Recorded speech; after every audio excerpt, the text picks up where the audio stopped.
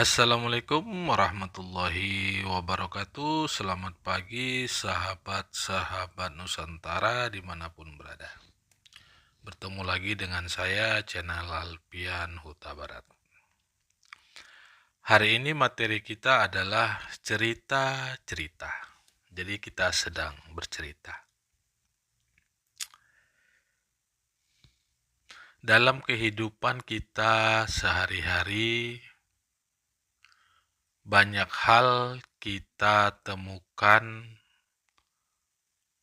perbedaan ataupun persamaan persepsi bahasa, yaitu antara sadar dan sabar. Contoh yang paling gampang kita sebutkan yaitu dalam hal rumah tangga, pekerjaan, maupun pertemanan. Oke.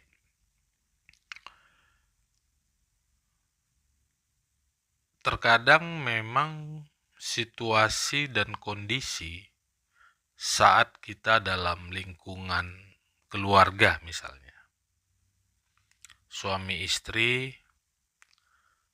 sering bertengkar, sering ribut satu sama lainnya. Rumah tangga yang sudah lama dibina, hampir kepala 5, kepala 4, kita katakan 20 tahun ataupun di atas 25 tahun lah ya. Tentu kan sudah banyak mengalami cobaan-cobaan, penderitaan-penderitaan ataupun keberhasilan-keberhasilan yang dilalui bersama suami istri. Tentu itu menjadi barometer untuk mempertahankan sebuah keharmonisan rumah tangga.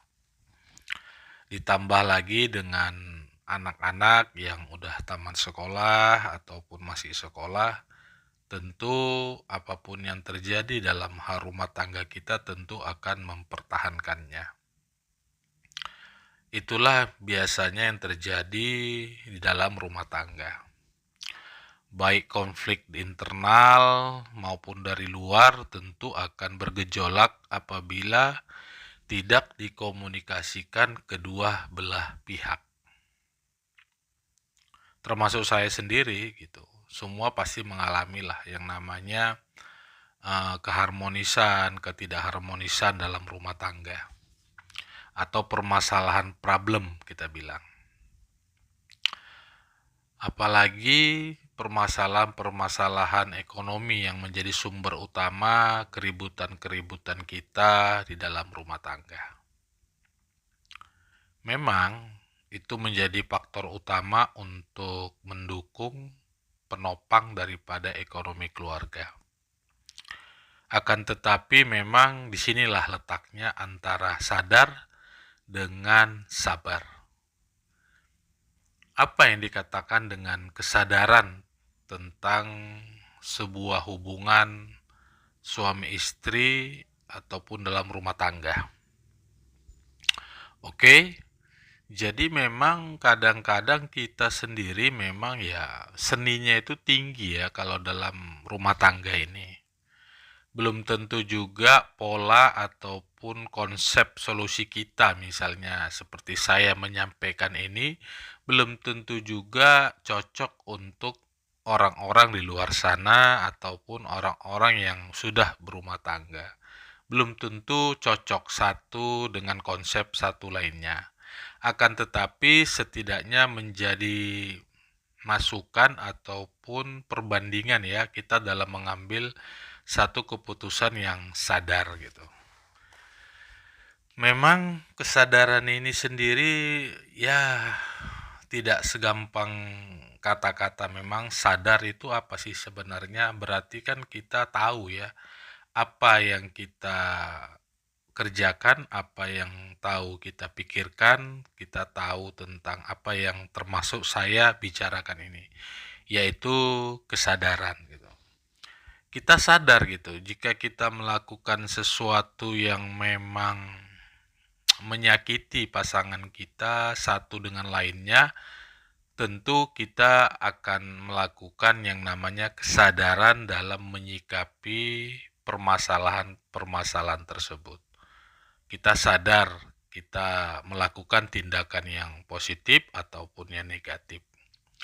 Nah, masalahnya di sini, jika memang kesadaran kita itu kita sudah lakukan dalam hal keputusan tindakan terhadap hubungan suami istri ataupun rumah tangga, terus dalam problem-problem tersebut bagaimana kita mempertahankan rumah tangga kita itu agar tetap harmonis. Yang namanya lelaki ataupun pria kan masing-masing juga punya ego, punya kemauan, punya prinsip-prinsip, terkadang bertabrakan satu dengan lainnya gitu.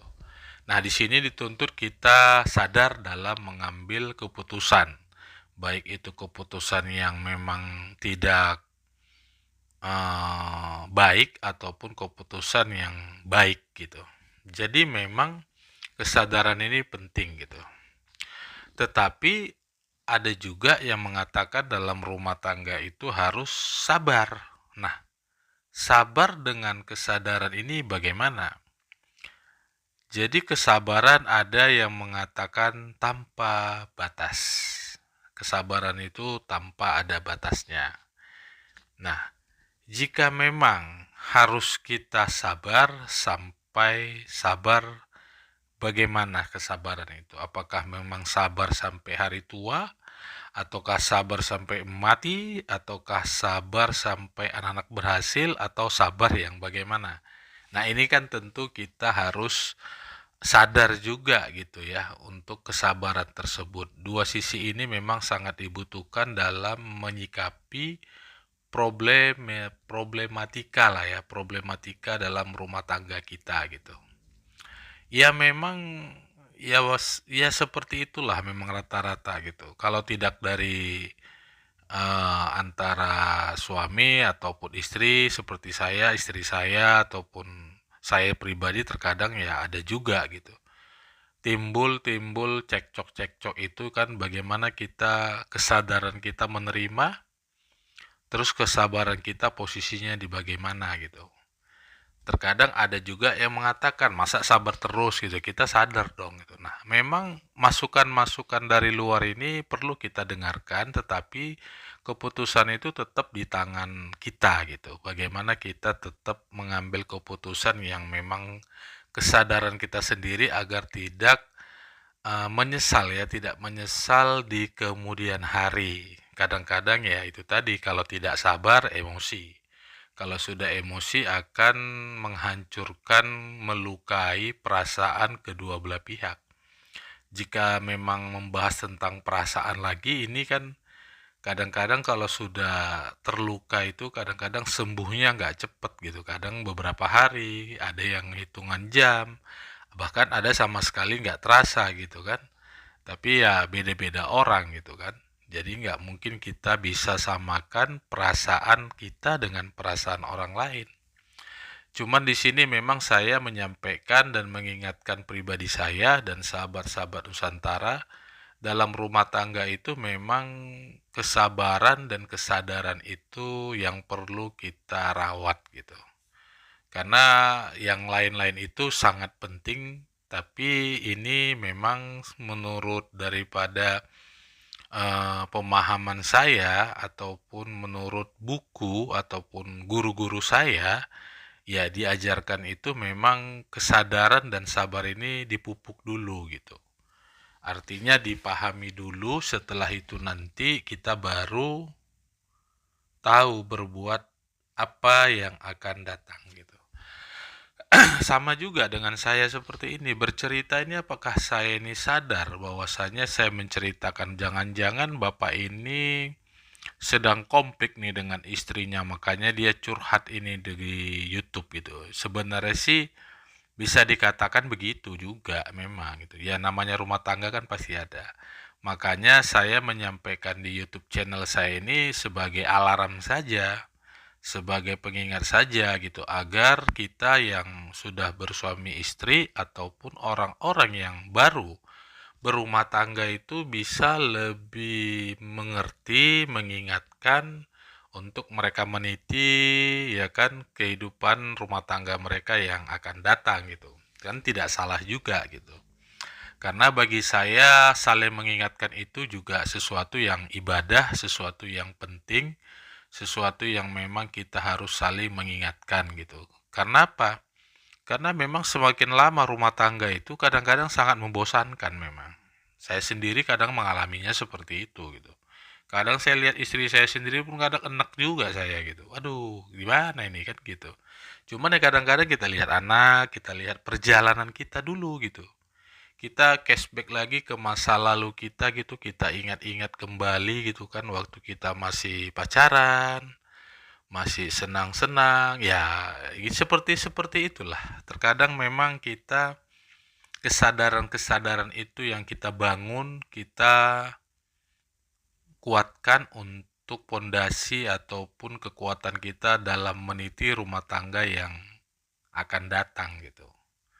Karena memang rumah tangga itu gampang kalau mau berumah tangga, tapi mempertahankannya itu yang sulit.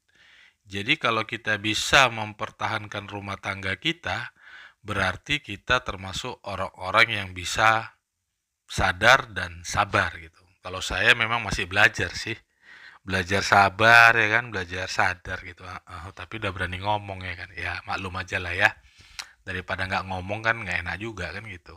Jadi lebih bagus saya sampaikan apa adanya supaya kita ini yang sudah berumah tangga ini bisa harmonis lah kita bilang kan, bisa ke depannya jauh lebih baik lagi gitu, saling mendoakan, saling asuh, kasih sayang kan begitu. Ya, kenapa saya menceritakannya ini? Karena ini memang pengalaman pribadi langsung gitu. Setidaknya saya membuat channel YouTube ini kan, ya mungkin yang lagi dengerin kan mungkin setidaknya mengingatkan kan istri ataupun suami agar tidak mengikuti daripada apa ya namanya itu ego lah, ego kita masing-masing gitu. Jadi memang kesadaran ini penting gitu dalam rumah tangga, dalam pertemanan maupun pekerjaan kita di kantor gitu. Itu sangat penting. Nah, kesabaran ini juga memang buah dari kesadaran kalau menurut saya. Jadi kalau stepnya itu pertama sadar, yang kedua sabar. Bukan sabar dulu, baru sadar kalau menurut saya sih gitu. Konsepnya seperti itu. Karena kalau dia sudah sadar, pasti dia sabar. Karena kalau dia tidak sabar, berarti tidak sadar gitu kan. Nah, gimana menurut sahabat-sahabat Nusantara?